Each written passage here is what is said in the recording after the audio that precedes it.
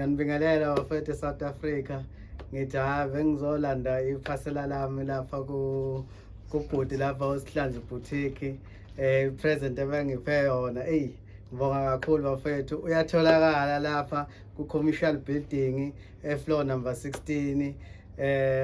Ngingafika ngizothenga, ngicela bafethu nimsupport kakhulu ubhudi wami ngoba nami ngiyabona lapho njengejonga ukuthi muhle umsebenzi yancomeka bafethu. Siyacela ukuthi nifike nimsupport njengoba sengisupportile nami.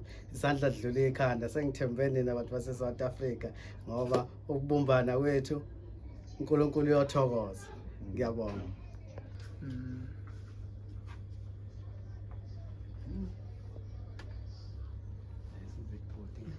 Umdashuro zikhona ngarakwethu no wafika lelanga singekho lapha mfethu so siyabonga nje kakhulu singathi konke kungahamba kahle ngoba uqalile uhlelo mfethu le donation lenziwa sethemba ukuthi yonke into izohamba kahle mfethu, zonke insizwa wethu thina endibeni yamajongo mfethu siyabonga ukuthi uhlobe mawuqhamuka kwezinsizweni qhamuka emajongeni ijacket lena mfethu yamakhaza hayi lapha ke ulana ngayo le.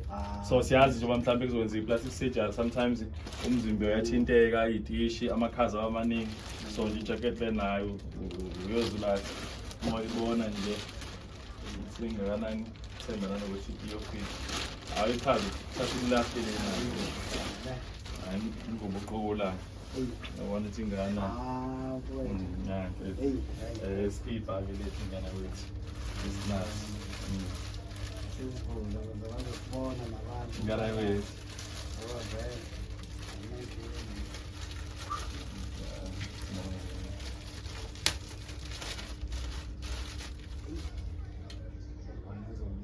ingana wethu. Siyabonga sithemba nabantu fethu mina sizoyishare le video esasiyenze nala khana senze so that sizokwazi ukuthi yonke into iphusheke kahle.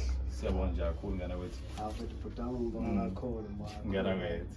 Lokho songenzele khona bazi ngiyibhinqa uyabona ke angithi phela ngwangapha emakhaya nale online awufethu ngibonga ekhaya siyathokoza ngana wethu. Nazo nathi nomsebenzi ngaqhubeka ama-customer afike bakithi azosupport umfowethu ngana wethu. Siyathokoza. Fold the back left.